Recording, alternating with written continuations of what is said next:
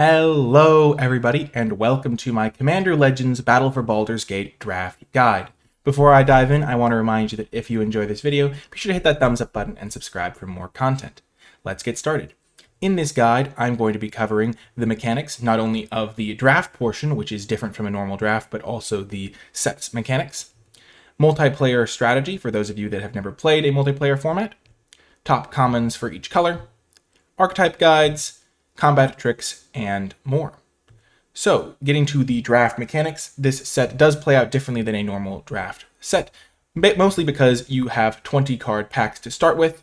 You are taking 2 picks per pack instead of the conventional 1. You have to draft a commander for your deck, and you have to build a 60 card deck instead of a 40 card deck. Now, you are allowed to include multiple copies of each card if you draft them, so it's not like typical Commander where it's a singleton format. This one, you can include 3 copies of a card if you draft it, but you do have to build a 60 card deck, so that is going to change things, and you have to build that deck in the colors of your commander. And then as a baseline, instead of playing the typical 17 lands that you would in a 40 card draft deck, you're going to be aiming at 25 lands in a 60 card deck. Moving on to commander mechanics, there is a thing called color identity, which means that you have to play cards that are the color of your commander, which does make it impossible to splash cards outside of your commander's colors. You also have access to Faceless One in this set, which is a failsafe in case you aren't able to find a legendary creature of the color that you are trying to draft. So if that ever happens, you will have access to Faceless One, so you will still be able to play games and have a commander that is your color. Next up, you start at 40 life instead of the conventional 20, and that will just make the games last longer, and due to the multiplayer nature of the format, it'll mean that even if players are ganging up on you, you don't just instantly die. There's also a commander tax, so if your commander dies, you can return to the command zone, and then play it again at a later point by paying 2 extra mana in addition to the mana value of the card. If it dies a second time, then you will be able to return to the command zone and pay an extra 2, so you pay 4 extra mana in that case to play it again in the future, and then so forth and so on. And then finally, there is a mechanic called commander damage, where if you deal 21 damage to one of your opponents with your commander, that person instantly dies regardless of what their actual life total is.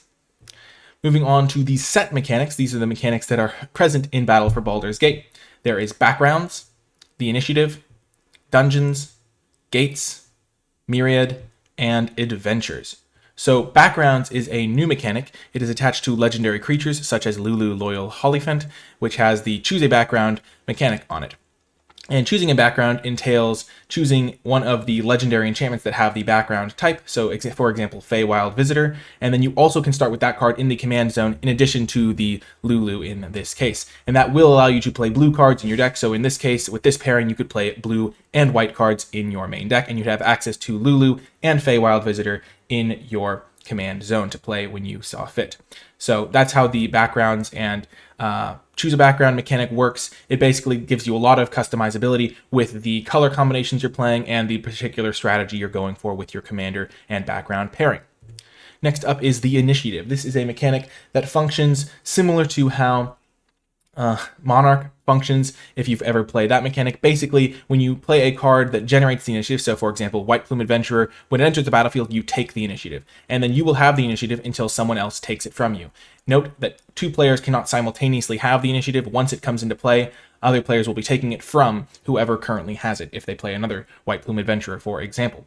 And the way the initiative works is when a player gets the initiative, they get to venture into the Undercity, which is a dungeon that we'll cover in a moment. And also, if they have the initiative at the beginning of their upkeep, they get to venture further into the Undercity. They also might have cards that care about having the initiative, which may gain some sort of buff. And if you deal combat damage to a player that has the initiative, you will take the initiative from that player and all of the benefits that come with it. Moving on to dungeons, here is the Undercity that you will be venturing into if you have the initiative or are taking the initiative. Basically, the way dungeons work is you start at the top, so everyone is going to enter from the secret entrance when they enter the dungeon for the first time, and then you get to choose your path down through until you eventually end at the Throne of the Dead 3, and once you have completed the Throne of the Dead 3, you will leave the dungeon, and then you can enter it again next time you have some effect that lets you venture into the Undercity. Next up is gates. This is a simple mechanic. There are some lands that have the gates type, and there are cards that care about having the gates in play or things of that nature, so just keep an eye out for those. There is also the myriad mechanic, which is fairly straightforward as well.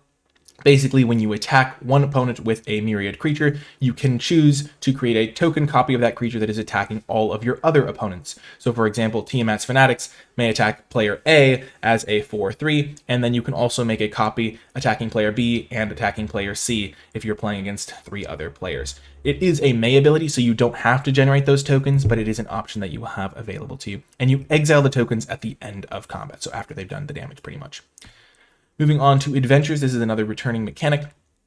It is fairly straightforward as well. Basically, you can either just play the card straight up as the creatures or other permanent, because there are some adventures that are not creatures in this set. But basically, you can either play like a Colossal Badger, so 6 mana, 6/5, gain 3 life when it enters play, or you can send it on an adventure and then play it at a later time. So if you want to use the Dig Deep part of this card, you would play Dig Deep. The card would go into exile after Dig Deep resolved, and then you would cast the Colossal Badger at a later point for the 6 mana.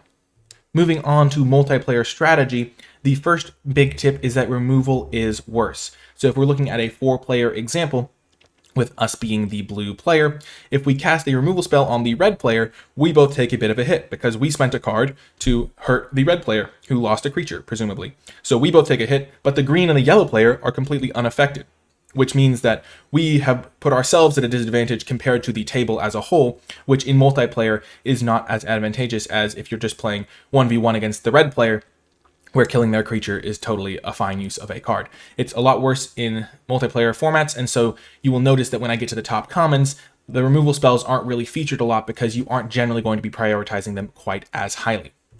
Moving on to another multiplayer strategy, card advantage is better. If you're thinking about trying to get ahead of the table, and once again, in a similar situation with the 4 players, if you cast a card advantage spell, for example, a draw 2 or a draw 3 or something like that, you move ahead relative to the other players, and it's very nice to give you an advantage on the table as a whole. So card advantage does get better in multiplayer.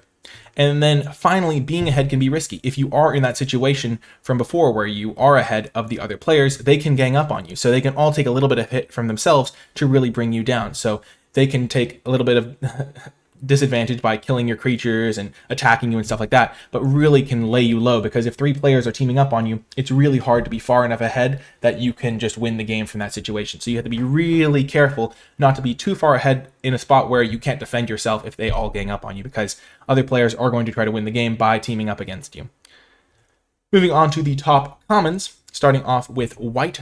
At number 1 is Roving Harper. This is a 3 mana 2/2 that when it enters the battlefield draws you a card. So as I was saying earlier, it's got some card advantage attached to a creature, and that's just generally going to be a nice way to pull ahead and affect the board. At number 2 is Scouting Hawk, another card that can be card advantage because when it enters the battlefield, if an opponent controls more lands than you, you can get a basic plains, put it onto the battlefield tapped, and then shuffle. So a little bit of card advantage / ramp, especially in white, which doesn't always get as much ramp, is pretty nice as well. And evasion is quite nice in Commander, especially if you're trying to take the initiative from players and things like that. And then at number 3 is Goliath Paladin. When it enters play, you take the initiative, which is quite nice. It's a 5 mana 3/6 vigilance, so it can actually defend you pretty well if your opponents are trying to take the initiative from you. And overall, being able to venture into that dungeon and take the initiative is quite nice and gives you a little bit of card advantage on your creature. Moving on to blue, at number 1 is Young Blue Dragon. This is a great 2-for-1 adventure creature. At the first part of it, you get to scry, filter your draw step, find what you need a little bit. And then on the second half, it's a flyer, and a 5 mana 3/3 flyer is a little bit understated, but considering you've presumably already drawn a card from it, that's just quite a nice place to be. It's also a dragon for synergies that care about that. So Young Blue Dragon, quite a nice card. At number 2 is Draconic Lore, which is 6 mana to draw 3 cards at instant speed, which is a bit expensive, but if you have a dragon, it costs 2 less to cast, and there are quite a few dragons running around in this set. And 4 mana draw 3 at instant speed is just incredibly powerful. So the fact that you're going to be able to do that some portion of the time, and that 6 mana draw 3 isn't the end of the world, makes Draconic Lore incredibly powerful. As I was showing you in multiplayer strategy, card advantage is quite important. And then at number 3 is Rakopra Sneak, which is a bird rogue, 1/4 with flying, and when it enters the battlefield, you take the initiative. So again, some card advantage, keeping in mind that when you enter the Undercity for the first time, you are going to be searching a land up from your deck. So just pretty much a straight up 2-for-1 the first time you take the initiative, and everything after that is gravy as well. So that's a pretty nice common. Moving on to black, at number 1 is Chain Devil. This is a pretty powerful card because each player is going to sacrifice a non-token creature when it enters the battlefield. That does include yourself, but since you know the Chain Devil is coming, you can set up by having a small creature that you don't mind sacrificing and maybe potentially nab some of your opponent's bigger creatures. So that makes this a very powerful card. At number 2 is Deadly Dispute, a way to generate a little bit of treasure and churn through your deck pretty quickly. Also uses some sacrifice synergies, so if you have good cards to sacrifice, or if your opponent is trying to use removal on your creature, you can play Deadly Dispute and pull ahead on cards. And overall, it just has a lot of nice uses. You can sacrifice artifacts to it as well as creatures, and so just a nice and powerful card that also generates you a treasure to help fix your mana if you really do need that. And at number 3 is Guildsworn Prowler, a card that plays great with these sacrifice synergies because it is a 2/1 Death Touch creature, and if it dies and what doesn't die blocking, you draw a card. So if you're sacrificing it, that is the perfect use for it. You can still block with it, so if your opponent has a massive creature, trading your 2/1 Death Touch for it is still good. You just won't pull ahead on cards by drawing a card when it dies. So just a great little 2-drop overall that doesn't lose its usefulness as the game goes on. Moving on to red, at number 1 is Young Red Dragon. There are some dragon synergies in this set, which does make Young Dragon a little bit better, and also being able to generate a treasure token early can really accelerate your draw. Being a 4-mana 3/2 flyer can also be nice for pressuring your opponents. At number 2 is Patron of the Arts, another dragon, another treasure generator, and also a card that you don't mind sacrificing because you do get a treasure when it does die. And then at number 3 is Breath Weapon, a card that can really mess with your opponents because if you have a lot of dragons in play and they don't, you can potentially use this as a one-sided board wipe that kills all of your opponent's small creatures and leaves a lot of yours unaffected, especially if you have things like the Young Red Dragon, like the Patron of the Arts. Red's commons are a little bit hard to evaluate because a lot of them are more situational for the decks that they go in. So if you are drafting a particular deck, there are going to be cases where you take cards over these top commons because they'll fit better into your particular strategy. Moving on to the green top commons, at number 1 is Druid of the Emerald Grove. This card is just fantastic, even regardless of what you roll on the 1 through 20 dice. When it enters play, you're going to get to put 2 land cards into your hand from your deck, 2 basic land cards, which is just very powerful on its own. Sometimes you're going to be able to put one of them into play, which is also quite nice, and that's just a great card overall. At number 2 is Myconid Spore Tender, which is another 2-for-1 card. You're going to be able to destroy your opponent's artifacts and enchantments. It's particularly relevant because there are going to be a lot of players playing backgrounds in this set, and backgrounds are very good cards to kill with your removal spells because your opponent is going to presumably be building their deck around the background to some degree. So Myconid Spore Tender snipes those quite well. And then at number 3 is Avenging Hunter. You may notice a trend of these cards that take the initiative being very powerful and very highly rated as commons, and this card is no exception. 5-mana 5/4 trample that lets you, first off, get a land from your deck when you take the initiative the first time, but also continue to venture through that dungeon and just get the initiative is very powerful. So those are the top 3 green commons. Moving on to the archetype guides. What I have done here is I have looked at the 2 color commanders that you're going to have access to at uncommon, and then 1 potential pairing of a legendary creature and background in common and uncommon slots so that you can potentially get an idea for what the 2 color combinations are going to be like in this environment. There is a ton of customizability with the legendary creatures and backgrounds that you can play. You're not going to always be able to draft the exact ones you want, but this is just a general idea of the sorts of things you can get up to in each color pair in this set. Starting things off with red-white, the legendary creature for red-white is Commander Liara Portier, which is a card that lets you get a benefit when you're attacking multiple opponents at the same time, which does do well with the Myriad mechanic. One example of a red-white pairing that you could potentially go for is the combo of Levan, Cultist of Tiamat, and Flaming Fist. The way Levan works is when you cast a non-creature spell, you can give a creature plus X+0, where X is that spell's mana value. And so if you have Flaming Fist in play to give a creature double strike, you can potentially start buffing your Levan by casting non-creature spells, and then maybe even try to kill an opponent with commander damage. So that is an example of something you can do in the red-white color combination. Moving on to blue-black, the uncommon that is blue-black cares about venturing into the dungeon, taking the initiative, and you get a tremendous benefit when you have completed a dungeon. So Rilsa Rail Kingpin is a card that could be good for you if you enjoy going into the dungeon and getting that incremental value. Another blue-black combination of background and legendary creature that can do great stuff with dungeons is the combination of Dungeon Delver and Safana Kalimport Cutthroat. Safana cares about completing dungeons, going into dungeons, and then Dungeon Delver is going to double up your dungeon triggers. Moving on to green-white, the gold card is Kadira, Caller of the Small. This is a card that cares about generating tokens, because if you have a bunch of tokens in play, you can create extra rabbit tokens, so it will start to snowball the game. A green-white combination that can also benefit you with tokens is Master Chef and Ellen Harbree's Busybody. So Master Chef will give all of your creatures extra +1/+1 counters when they come into play, which works great if you are generating a lot of tokens. Ellen also cares about tokens because she can use that to generate card advantage by tapping to look at the top X cards of your library, where X is the number of tokens you created, and put one of them into your hand and the rest on the bottom in a random order. So Ellen and Master Chef is another potential token combo for green-white. So keep your eye out for those token generators. Moving on to blue-red, this is a color combination that cares about casting adventure spells with Lozan, Dragon's Legacy, and also dragons. So you can use Lozan as a way to manage the board by just shooting some damage around at different targets or even at players.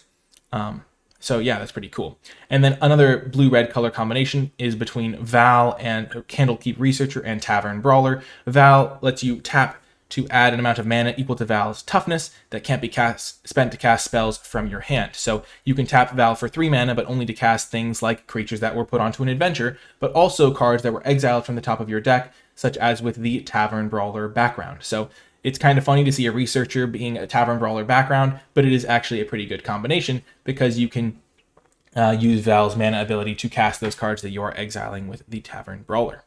Moving on to green-black, Kaga Shadow Archdruid is the gold card for this color combination, and it cares about having cards in your graveyard. When it attacks, it will mill 2 cards from your deck, but if you have other self-mill in your deck, you can have more of a selection on which permanents you want to be casting or lands you want to be playing that were put into your graveyard that turn.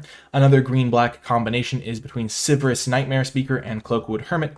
Sivirus lets you sacrifice a creature, and then you mill a card and you can return it from your graveyard to your hand unless that player pays 3 life. But Cloakwood Hermit says that if a creature was put into your graveyard, you can create 2 tap green squirrel creature tokens. It's worth noting that in the rules, if you do sacrifice a token, it counts as having a card go to your graveyard. So once you start the chain rolling, you can just keep sacrificing one of those squirrels to your Sivirus, generate 2 more squirrels, and also just keep the chain rolling and potentially draw cards from your opponents. So a pretty cool combination as well. Moving on to white-blue, this gold card is OG the Exquisite Blade. It cares about having creatures potentially enter the battlefield and having enters the battlefield effects, because when you cast your second spell each turn, you exile up to 1 target creature and then return to the battlefield under its owner's control. And when it enters the battlefield, you gain 2 life and scry 2, so you can target itself with its own ability. Another cool blue-white color combination combo could be between Abdel Adrian, Gorian's Ward, and Candlekeep Sage. So Candlekeep Sage says commander creatures you have when this creature enters or leaves the battlefield, draw a card. And then Abdel Adrian is a card that when it enters, you can exile any number of other non-land permanents you control until it leaves the battlefield, and you create a 1/1 soldier for each permanent exiled this way. So if you have a way to continually exile Abdel and bring him back into play, you can create a massive stream of 1/1s while also drawing extra cards thanks to your Candlekeep Sage background. Moving on to red-green, the gold card is Thrakkus the Butcher. This is a creature that doubles the power of each dragon you control until end of turn whenever it attacks. So it attacks itself as a 6/4 dragon, which is quite powerful and potentially even better if you have other dragons. You can also use a combo like Scanos Dragonheart and Dragon Cultist to potentially generate a lot of dragons, where Scanos will attack and get +X, where X is the greatest power among other dragons you control and dragons in your graveyard. So it'll potentially attack as a card that has 5 or more power. And then if you have your Dragon Cultist background in play, at the beginning of your end step, if a source you control deals 5 or more damage this turn, you create a 4/4 red dragon creature token. So Scanos can trigger that on his own and be a nice combo with the Dragon Cultist background. Moving on to white-black. The gold card is Minthara Merciless Soul. So it's a card with Ward X, where X is the number of experience counters you have. And then if at your end step, if a permanent you controlled left the battlefield, you get an experience counter. So if you have sacrifice shenanigans or make your opponents die, or block your creatures and kill your stuff, or things like that, then you're going to have things leaving play, and then your creatures are going to get buffed for each experience counter that you have. Another white-black color combo is Far Traveler background with Sarevok Deathbringer. Sarevok says at the beginning of each player's end step, if no permanents left the battlefield this turn, that player loses X life, where X is Sarevok's power. Now, that does include yourself, but if you have the Far Traveler background in play, you're going to be much more likely to be able to have one of your permanents leave the battlefield, because you can exile one of your tapped creatures and bring it back into play and stack the triggers such that you won't take damage from your own Sarevok, while Sarevok might be dealing damage to your opponents. Moving on to blue-green, the gold card for this color combo is Corlessa Scalesinger. This is a card that cares about having dragons because you can cast them from the top of your library, and it is a dragon itself and a nice little early blocker. Another blue-green color combination is between Renari Merchant of Marvels and Acolyte of Bahamut. Renari Merchant of Marvels can let you cast your dragon spells as though they had flash, and Acolyte of Bahamut says the first dragon you cast each turn costs 2 less. So that means if you have flash for all of your dragons and you can cast them during your opponent's turn, you can potentially get that discount multiple times in one turn cycle, which is a pretty cool combination. And then finally, black-red is a sacrifice color combination. The gold card is Mahadi Emporium Master. At the beginning of your end step, you create a treasure for each creature that died this turn. That includes your creatures and your opponent's creatures. There's also the combination potentially of Gut, True Soul Zealot, and Agent of the Iron Throne. Gut lets you choose to, whenever you attack, you can sacrifice another creature or an artifact. And if you do, you create a 4/1 black skeleton creature token with menace that's tapped and attacking. So nice for if you have extra artifacts or creatures lying around. And then Agent of the Iron Throne means that whenever an artifact or creature is put into a graveyard from the battlefield for you, each opponent loses 1 life. So that's a nice little combination as well to potentially keep your opponents on low life totals. Now, those are only some of the myriad of combinations that you can use with these cards, but I just wanted to feature some of the legendary creature and background type things just to get the gears churning while you're drafting and trying to figure out what you're doing with your deck. So moving on to the combat tricks, these are all of the combat tricks available at common in the set. The combat tricks are generally not as good in Commander because, as I said before, in multiplayer strategy, if you're using a combat trick or a removal spell on your opponent's creature, your other players are generally pulling ahead. However, a lot of these do have kind of 2-for-1s built into them to make that mitigated. In white, we have Blessed Hippogriff, and your temple is under attack. The Blessed Hippogriff part, Tyr's Blessing, gives a creature indestructible, and your temple is under attack, gives creatures you control indestructible. So you'll notice no stats boost. In blue, there is Sea Hag. Generally, the aquatic ingress is going to be used to push damage because it can give unblockable, but if your opponent does make a suspicious attack, the +1/+0 is something you could keep in mind.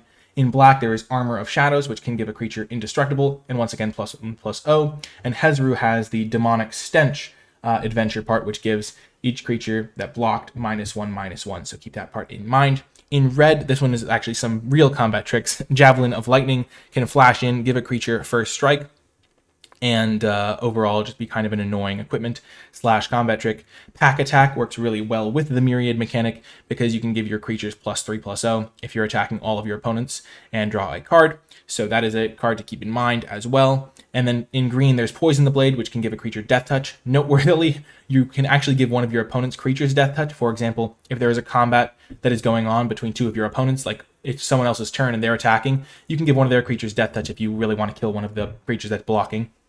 And there's also Dread Linorm, which has the Scale Deflection adventure, which can be used to put some counters on a creature and give it hexproof. So another combat trick to be aware of. These are just the common combat tricks, but those are the ones that you generally should be aware of because uncommons are really hard to play around.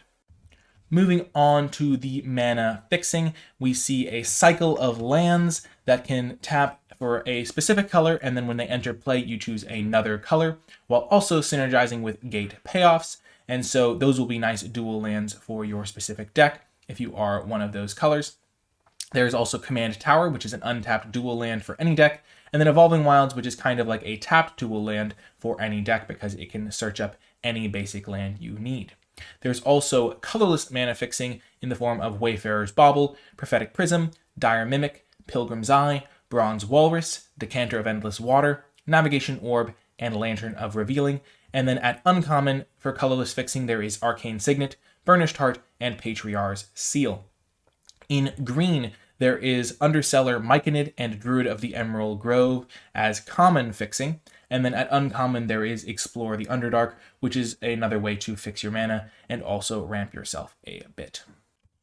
It is also worth noting that there are many ways to generate treasure in this set, and those can also be a form of mana fixing on a one-shot basis. So they can tide you over until you find your more permanent source of that color.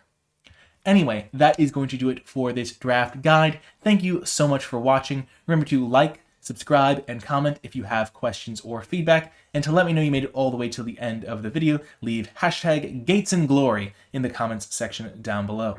That's going to do it for this one, though. I hope you enjoyed it, and I will talk to you next time.